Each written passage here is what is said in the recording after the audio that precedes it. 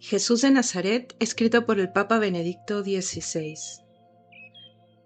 Capítulo de la Última Cena.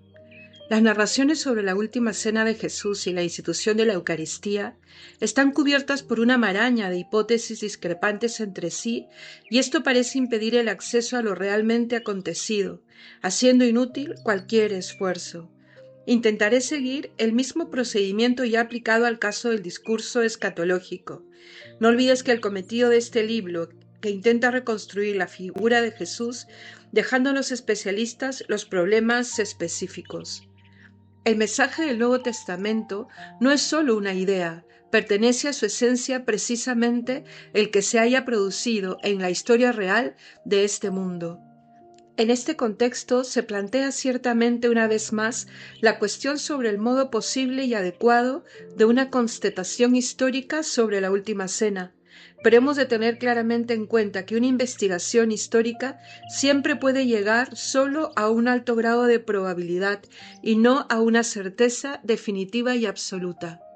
Tomemos un ejemplo de la historia reciente de la investigación exegética. El gran estudioso alemán Joaquín Jeremías, dada la confusión cada vez mayor de hipótesis exegéticas, históricas y filológicas, ha tratado de filtrar con la máxima precisión metodológica la ipsísima verba Jesu, es decir, las palabras auténticas de Jesús, de la gran cantidad del material transmitido en los evangelios, con el fin de encontrar en ellas la roca segura de la fe.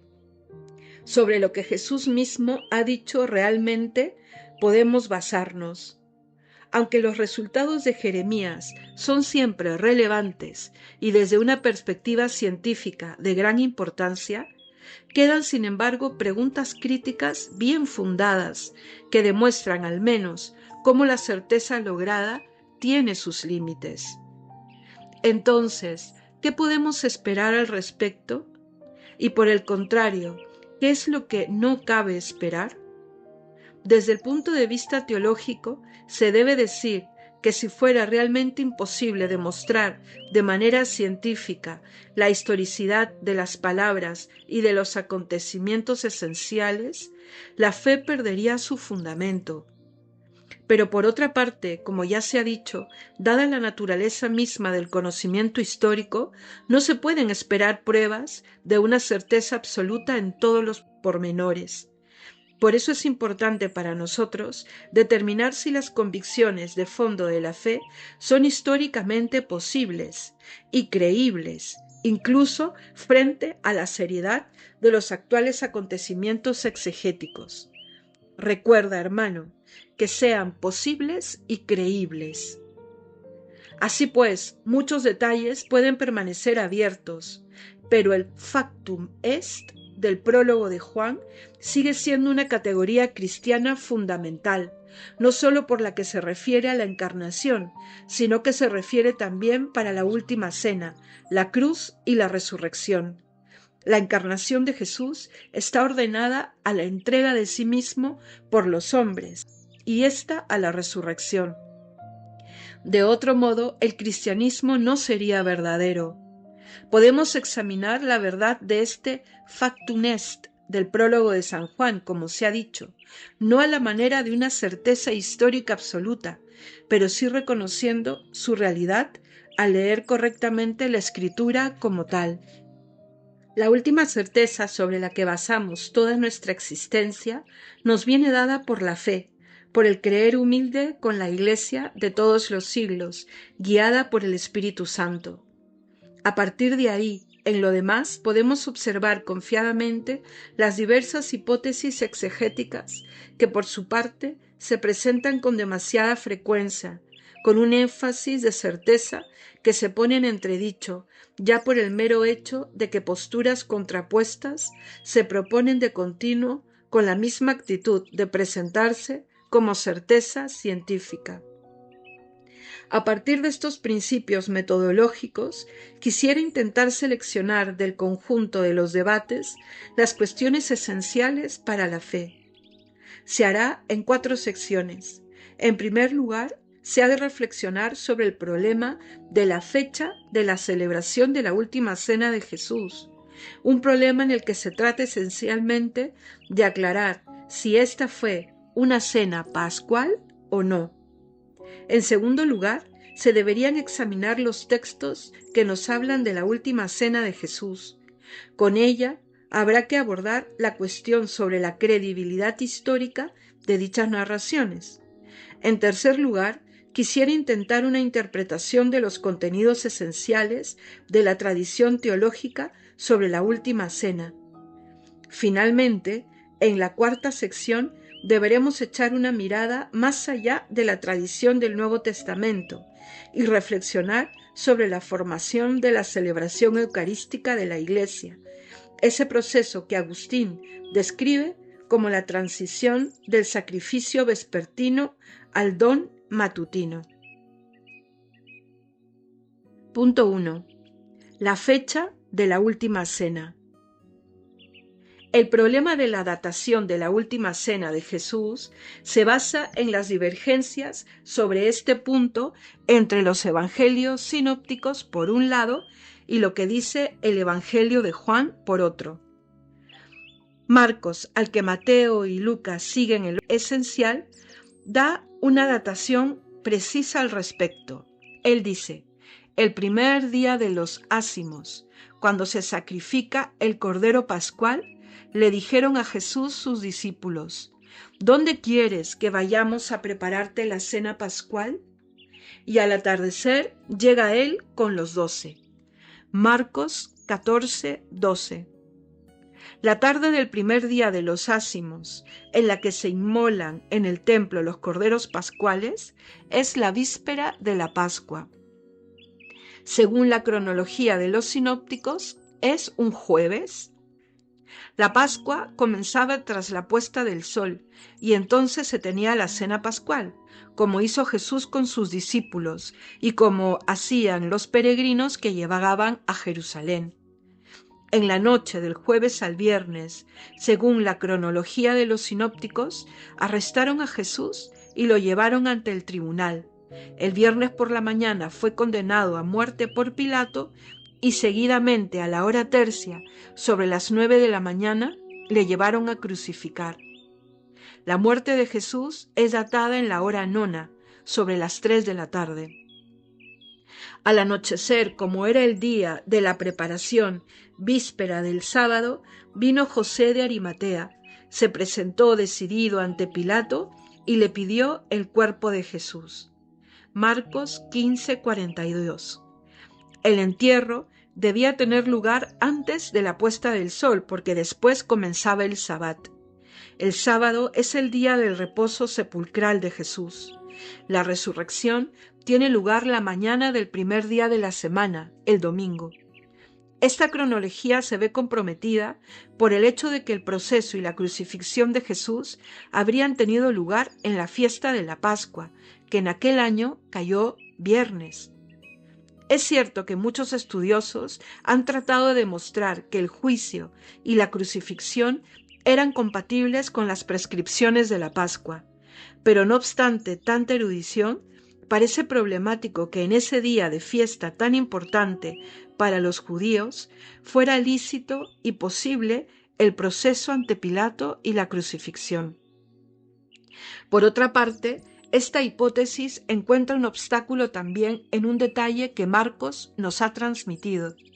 Nos dice que 2 días antes de la fiesta de los ácimos, los sumos sacerdotes y los escribas buscaban cómo apresar a Jesús con engaño para matarlo, pero decían: no durante las fiestas, podría amotinarse el pueblo. Marcos 14:1. Sin embargo, según la cronología, la ejecución de Jesús habría tenido lugar precisamente el mismo día de la Pascua. Pasemos ahora a la cronología de Juan. El evangelista pone mucho cuidado en no presentar la última cena como cena pascual, todo lo contrario. Las autoridades judías se llevan a Jesús ante el tribunal de Pilato y evitan entrar en el pretorio para no incurrir en impureza y poder así comer la Pascua. Juan 18:28. Por tanto, la Pascua no comienza hasta el atardecer. Durante el proceso se tiene todavía por delante la cena pascual. El juicio y la crucifixión tienen lugar el día antes de la Pascua, en el Parasheve, no el mismo día de la fiesta. Por tanto, la Pascua de aquel año va desde la tarde del viernes hasta la tarde del sábado, y no desde la tarde del jueves hasta la tarde del viernes. Por lo demás, el curso de los acontecimientos es el mismo. El jueves por la noche, la última cena de Jesús con sus discípulos, pero no es una cena pascual. El viernes, vigilia de la fiesta, y no la fiesta misma, el proceso y la ejecución. El sábado, reposo en el sepulcro, y el domingo, la resurrección. Entonces, según esta cronología, Jesús muere en el momento que se sacrifican los corderos pascuales en el templo, es decir, un día antes de la Pascua. Él muere como el verdadero cordero, del que los corderos pascuales eran mero indicio.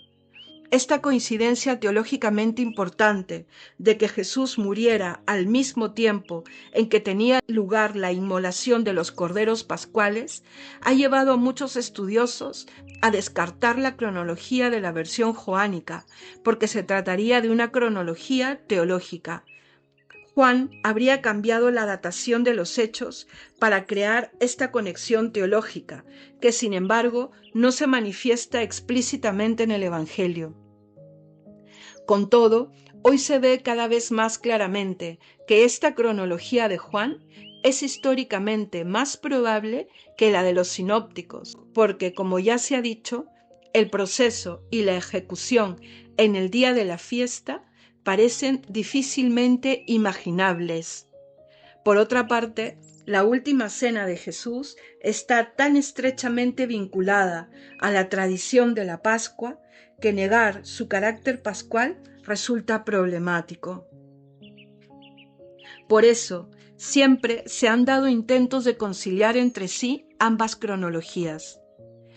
El intento más importante de ellos, y fascinante en numerosos detalles particulares, para lograr una compatibilidad entre las dos tradiciones, proviene de la estudiosa francesa Annie Joubert, que desde 1953 ha desarrollado su tesis en una serie de publicaciones.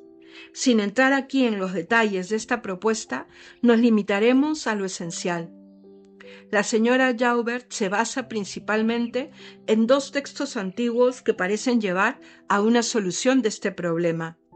El primero es un antiguo calendario sacerdotal, transmitido por el libro de los Jubileos, redactado en hebreo en la segunda mitad del siglo II a.C.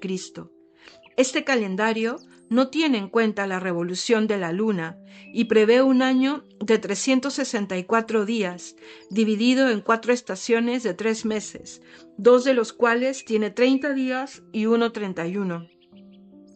Cada trimestre, siempre con 91 días, tiene exactamente 13 semanas y por tanto hay solo 52 semanas por año. En consecuencia, las celebraciones litúrgicas caen cada año el mismo día de la semana. Esto significa, por lo que se refiere a la Pascua, que el 15 de Nisán judío es siempre un miércoles y que la cena de Pascua tiene lugar tras la puesta del sol en la tarde del martes. Joubert sostiene que Jesús habría celebrado la Pascua de acuerdo con este calendario, es decir, la noche del martes, y habría sido arrestado la noche del miércoles. La investigadora ve resuelto en esto dos problemas. En primer lugar, Jesús habría celebrado una verdadera cena pascual, como dicen los sinópticos. Por otro lado, Juan tendría razón en que las autoridades judías, que se atenían a su propio calendario, habrían celebrado la Pascua solo después del proceso de Jesús, quien por tanto habría sido ejecutado la víspera de la verdadera Pascua y no en la fiesta misma. De este modo, la tradición sinóptica y la joánica aparecen igualmente correctas, basadas en la diferencia entre dos calendarios diferentes. La segunda ventaja, destacada por Annie Joubert, muestra al mismo tiempo el punto débil de este intento de encontrar una solución. La estudiosa francesa hace notar que las cronologías transmitidas en los sinópticos y en Juan deben concentrar una serie de acontecimientos en el estrecho espacio de pocas horas. Se puede hacer el interrogatorio ante el Sanedrín, el traslado ante Pilato, el sueño de la mujer de Pilato, el envío a Herodes, el retorno a Pilato, la flagelación, la condena a muerte, el vía crucis y la crucifixión en tan pocas horas. Encajar todo esto en tan pocas horas parece, según Joubert, casi imposible. A este respecto, la solución ofrece un espacio de tiempo que va desde la noche entre martes y miércoles hasta el viernes por la mañana. En este contexto, la investigadora hace notar que en Marcos hay una precisa secuencia de acontecimientos por lo que se refiere a los días del Domingo de Ramos, lunes y martes, pero que después salta directamente a la cena pascual. Por tanto, según la datación transmitida, quedarían 2 días de los que no relata nada. Finalmente, Joubert recuerda que de este modo el proyecto de las autoridades judías de matar a Jesús precisamente antes de la fiesta habría podido funcionar. Sin embargo, Pilato, con sus titubeos, habría puesto la crucifixión hasta el viernes.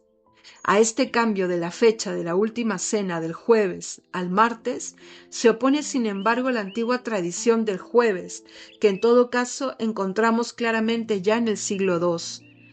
Pero la señora Joubert aduce un segundo texto sobre el que basa su tesis, la llamada Didascalia de los Apóstoles, un escrito de comienzos del siglo III, donde se establece el martes como fecha de la cena de Jesús. La estudiosa trata de demostrar que este libro habría recogido una antigua tradición, cuyas huellas podrían detectarse también otras fuentes. Sin embargo, a todo esto se debe responder que las huellas de la tradición que se manifiestan en este sentido son demasiado débiles como para resultar convincentes. Otra dificultad es que el uso por parte de Jesús de un calendario difundido principalmente en Qumran es poco verosímil. Jesús acudía al templo para las grandes fiestas, aunque predijo su fin y lo confirmó con un dramático gesto simbólico, él observó el calendario judío de las festividades, como lo demuestra sobre todo en el Evangelio de Juan. Ciertamente se podrá estar de acuerdo con la estudiosa francesa sobre el hecho de que el calendario de los jubileos no se limitaba estrictamente a Qumran y a los esenios. Pero esto no es razón suficiente como para poder aplicarlo a la Pascua de Jesús. Esto explica por qué la tesis de Anne Joubert, fascinante a primera vista, es rechazada por la mayoría de los exegetas. He presentado de manera tan detallada dicha tesis porque nos da una idea de lo variado y complejo que era el mundo judío en tiempos de Jesús. Un mundo que, a pesar de nuestro creciente conocimiento de las fuentes, solo podemos reconstruir de manera precaria. Por tanto, no negaría a esta tesis una cierta probabilidad, aunque considerando sus problemas no se la puede aceptar sin más. Entonces, ¿qué diremos? La evaluación más precisa de todas las soluciones ideadas hasta ahora la he encontrado en el libro sobre Jesús de John Mayer, quien al final de su primer volumen ha presentado un amplio estudio sobre la cronología de la vida de Jesús. Él llega a la conclusión de que hemos de elegir entre la cronología de los sinópticos y la de Juan, demostrando que ateniéndonos al conjunto de las fuentes, la decisión debe ser en favor de Juan. Juan tiene razón. En el momento del proceso de Jesús ante Pilato, las autoridades judías aún no habían comido la Pascua y por eso debían mantenerse todavía cultualmente puras. Él tiene razón. La crucifixión no tuvo lugar el día de la fiesta, sino la víspera. Esto significa que Jesús murió a la hora en que se sacrificaban en el templo los corderos pascuales. Que los cristianos vieran después en esto algo más que una mera casualidad, que reconocieran a Jesús como el verdadero Cordero y que precisamente por eso consideraran que el rito de los corderos había llegado a su verdadero significado, todo esto es simplemente normal. Por eso queda en pie la pregunta: ¿por qué entonces los sinópticos han hablado de una cena de Pascua? ¿Sobre qué se basa esta línea de la tradición? Una respuesta realmente convincente a esta pregunta ni siquiera Meyer la puede dar. No obstante, lo intenta, al igual que otros muchos exegetas, por medio de la crítica redaccional y literaria. Trata de demostrar que los pasajes de Marco 14:1 y 14:12, los únicos en los que Marcos habla de la Pascua, habrían sido añadidos más tarde. En el propio y verdadero relato de la última cena no se habría mencionado la Pascua. Esta propuesta, por más que la sostengan muchos nombres importantes, es artificial, pero sigue siendo justa la indicación de Meyer de que en la narración de la última cena, como tal, el rito pascual aparece en los sinópticos tan poco como en Juan. Así, aunque sea en alguna reserva, se puede aceptar esta afirmación. El conjunto de la tradición joánica está totalmente de acuerdo con la que proviene de los sinópticos por lo que se refiere al carácter de la cena, que no corresponde a la Pascua. Pero entonces, ¿qué fue realmente la última cena de Jesús? ¿Y cómo se ha llegado a la idea, sin duda muy antigua, de su carácter pascual? La respuesta de Meyer es sorprendentemente simple y en muchos aspectos convincente. Jesús era consciente de su muerte inminente. Sabía que ya no podría comer la Pascua.